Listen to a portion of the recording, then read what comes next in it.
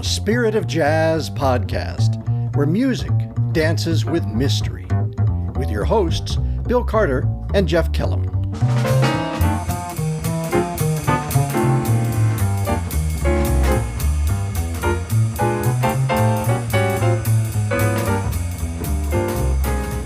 Welcome to the Spirit of Jazz podcast. This is Bill Carter, and I'm here with my friend Jeff Kellam. Say hello, Jeff Kellam. Hello, Jeff Kellam. We are glad that you have found us. This is a podcast that explores the spiritual dimensions of jazz and the ways that it can shape and direct our lives. And one of the things we're going to be talking about today is what the podcast is all about for us, as well as for you, the listener. The way to begin is by telling a brief story, a moment that happened on one of my tours with the Presbybop Quartet, my touring jazz ensemble. We had finished one of our concerts.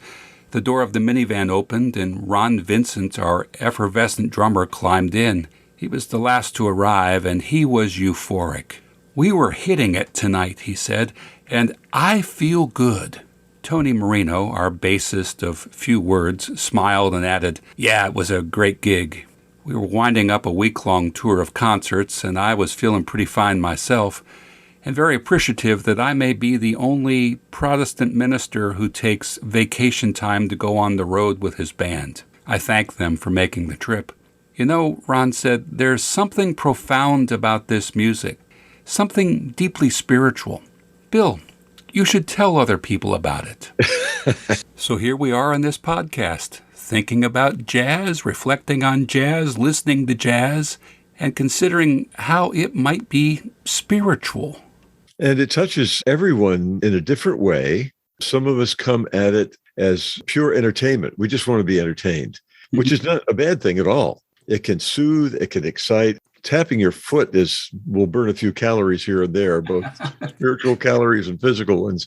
But what Ron said really is interesting. He's not the village priest here. He's a person no, he's not. Who is percussive in so many different ways.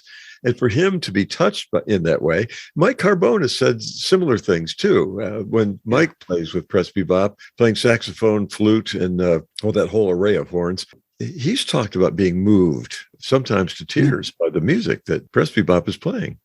And that word spiritual can be a slippery word. I've never quite known how to define it. For some, it points to an emotional experience. It evokes responses ranging from pathos to ecstasy. And a soulful song can resonate with the broken heart. A freewheeling improvisation will evoke cheers. The skilled jazz musician can set the emotional thermostat of a room. People can be deeply affected, even strangely warmed. And yet, jazz has an intellectual component as well. Complex harmonies dance between tension and release. Melodies unfold over fascinating rhythms. Musicians in the groove embrace a long tradition of both practical wisdom and fiery emotion. So it's emotional and intellectual, connecting the head and the heart, and suggests a more inclusive way to plumb the depths of both heaven and earth. You know, the word spiritual, too, is, if you take the word spirit piece of it, can be part of the secular world as well. I mean, we talk about school spirit, we talk about community spirit. And what that is that, Bill, it's community. Right. Spirit joins us together. And I'm not talking necessarily about Holy Spirit. I'm just talking about spirit is something we have in common that makes us feel part of something bigger than ourselves. And when that happens, it pushes us out of our little individualistic bubbles, doesn't it? Yes. And while this sense of community spirit is being built, it's always informed by the passion and the experience of the musicians. They are deeply immersed in and playing out of the whole jazz tradition with all of its theoretical knowledge. And you're talking about the technical aspects or the intellectual aspects of jazz, which some of us casual listeners don't get. I was listening to a recording of the BBC Big Band. Jiggs Wiggum, I think is his name. And he did a little bit of music theory in introducing a particular piece by Count Basie. And he said, that's all the music theory you're going to get tonight in this 2-hour concert. And I thought, that's probably all I need.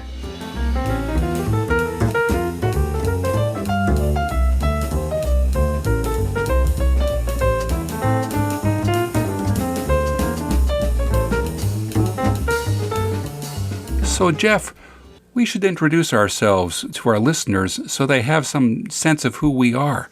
Let me do it this way. Tell us how you fell in love with jazz. I've rehearsed this many times because I've answered this question before. The first music I was exposed to, literally, was the shellac 78s played by my mother from her World War II years when my dad was in the Philippines and mom was at home playing records. And the pop music of the time was Harry James, Tommy Dorsey, Glenn Miller, Artie Shaw. So those were the first records I was exposed to.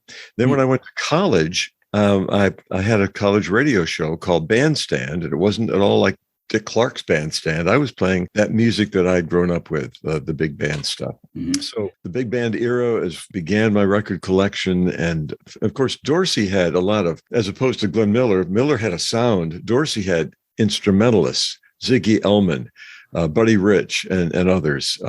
So they had a showcase for their jazz musicians. That's the long and short of it. And then when I went into radio, I was doing jazz as a hobby on the radio. Wasn't a religious program. I was a jazz DJ, essentially, in Richmond, Virginia. So that's where I grew up with liner notes, hoping I was pronouncing the names of these jazz artists correctly.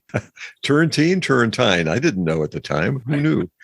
Well, your story is very similar to mine. My mother was a clarinetist in high school. Now, wait a minute. My mother was a sax player in high school. Well, there you go. And my dad was a drummer. Well, I'll tell some stories about my mother and her mother, my grandmother, in some future episodes. But between them, they had all these old recordings, 78s and 45s, of Benny Goodman's famous quartet with Teddy Wilson on piano, Lionel Hampton on vibes, or Fats Waller and his rhythm.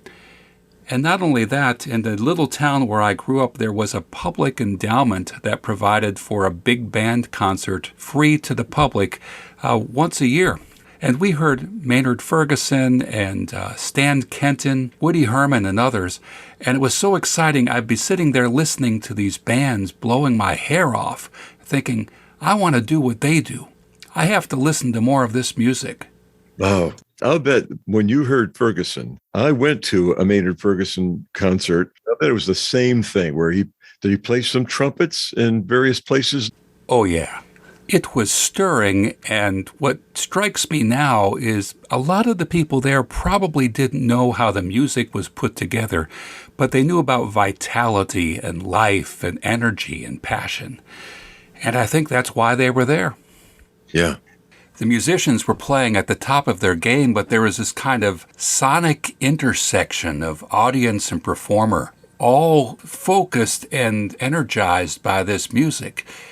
I've never forgotten it. It still moves me when I experience that today. Oh. So if you're listening to this conversation, we invite you to take part. How have you encountered jazz? How has it brought you alive?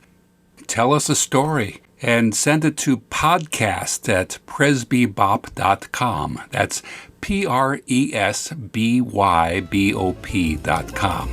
We'd love to hear from you.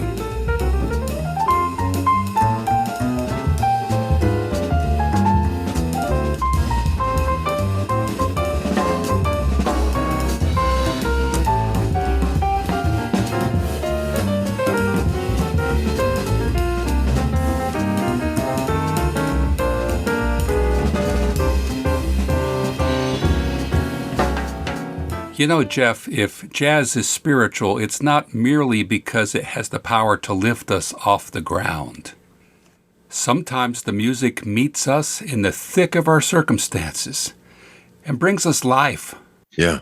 I think of a saxophonist who sat in with us one time with our band. We were playing in a church, and he wasn't particularly comfortable with that, but he said afterwards with a smile, I guess I have a ministry of raising the dead. Isn't that what we want? I think of the old words of the ancient Saint Irenaeus, the glory of God is the person who is completely alive. Yeah. In future episodes, we look forward to having this conversation with you. How might music awaken, enrich, and empower our lives? And how might it direct us toward acts of love, justice, and mercy? That's what this podcast is all about. And we have an extraordinary jazz tradition to offer a whole lot of clues and connections. So thanks for tuning in. We're glad that you are here.